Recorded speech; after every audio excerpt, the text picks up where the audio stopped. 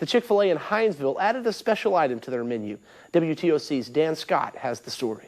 Something you don't see every day here at a Chick-fil-A, a special surprise for 6 Liberty County High School students, each receiving a $2,500 scholarship. In the wake of the officer-involved shootings across the nation, the Liberty County Chamber of Commerce decided to come together and show support for the community, the law enforcement, and our nation with these flags. With stolen guns out of automobiles continuing to be a problem here in Chatham County, Commissioner Kickladder has teamed up with the Chatham County Police Department, asking them to be a little creative, reminding citizens. If you would like to continue to give items to those affected by Hurricane Harvey, you can continue to bring items here at the Compass Worship Center. They plan on making several more trips as long as supplies keep coming in. In downtown Little-Wissey, I'm Dan Scott, WTOC News. The Kiwanis Club of Tattnall County held a family day today at Reedsville Recreation Department, and look at this, they even brought home the bacon. The Oglethorpe Square Shopping Center officially opened its doors today with a ribbon-cutting ceremony and creates over 200 jobs for Hinesville and Liberty County. The excitement was more than prevalent today. Residents of Hinesville have long been waiting for retailers such as TJ Maxx, Hobby Lobby, and Dick's Sporting Goods to set up shop in town, alleviating the long drive to Savannah to do their shopping. Today, the Hinesville Downtown Development Authority, along with other city officials and organizations, were able to make that dream come true with the grand opening and ribbon cutting of the Oglethorpe Square Shopping Center located on West Oglethorpe Highway in Hinesville. The executive director of the Hinesville Downtown Development Authority said that the city of Hinesville and Liberty County have been pushing for a shopping center like this for many years, stating that everyone benefits from the major retailers coming to town, meaning that residents will no longer have to drive to places like Savannah or Statesboro to do their shopping.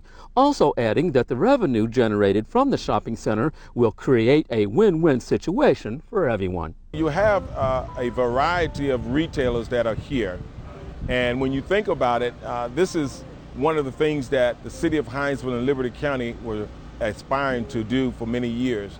The city of Hinesville Development Authority, we realized that there was a void so far as bringing industries in, bringing retailers in, and so we really felt that if we could play a small part in this, we'll be able to accomplish our goals. Goals not only for the Hinesville Downtown Development Authority, but for the residents who live in Hinesville and Liberty County as well, many whom have said Hinesville is all grown up. Reporting from the Oglethorpe Square Shopping Center in downtown Hinesville, I'm Dan Scott, Southeast Georgia Radio. What the city is looking for is any memorabilia, photographs, or oral history to help preserve a rich part of the city. The city does history roundups with area neighborhoods located throughout Savannah, asking residents, both past and present, to come out and share the history of their neighborhood. Tomorrow, the City of Municipal Archives is focusing on Yamacraw, Frogtown, and the Old West Broad Street corridor. Residents, both young and old, are asked to bring their photographs, stories, and memories to share with the city to help paint a picture of what these areas of the city may have looked like years ago compared to the many businesses and other buildings that line the streets of these neighborhoods today. Those memories will be preserved in the city's municipal archives, where they will be made available to residents of today and future generations. A lot of what residents knew and citizens knew of these areas during the first half of the 20th century is gone. So we're hoping either former residents or the descendants of those residents can come back and share their stories, their memories about what businesses were important, the churches, the leaders they grew up with. The History Roundup Day will be held at the Georgia State Railroad Museum, located on Louisville Road, where you can drop off your photos or memorabilia from 10 a.m. through 3 p.m. In Savannah, I'm Dan Scott, WTOC News. Here's a look at today's weather. Tropical Depression Cindy continues to weaken and has little to no impact on our area. We begin dry, warm, and muggy. Skies will be partly cloudy today with a 20% chance for afternoon showers and storms, mainly west of I-95. Highs will be in the low 90s. Any showers will end before midnight, lows in the mid-70s. Saturday will be partly cloudy with a slight afternoon rain chance, highs in the low to mid-90s. A cold front brings in increased clouds and rain chances for Sunday, highs near 90. And that's a look at your weather. For Southeast Georgia Radio, I'm Dan Scott.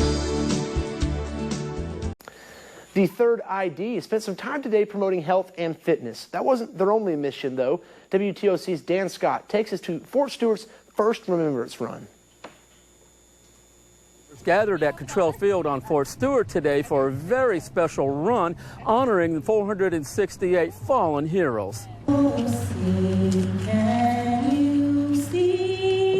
They came from near and far, young and old, soldiers, veterans, retirees, and their families, all coming together to remember those who gave their lives fighting for our freedom with the first ever Fort Stewart Remembrance Run. Around 200 people participated in the 5K run, the route lined with 468 markers, each representing a soldier of the 3rd Infantry Division and its attached units who lost their life during Operations Iraqi and Enduring Freedom. Upon completion of the run, Gold Star family members, along with runners and others, placed those markers at the base of all 468 crepe myrtle trees at Warriors Walk, honoring the fallen heroes. It's a tremendous honor. It really is that we get just the opportunity to plan an event that gets to honor these soldiers and families. I'm speechless. It was the most emotional race I've ever ran, for sure, looking at those pictures every step of the way.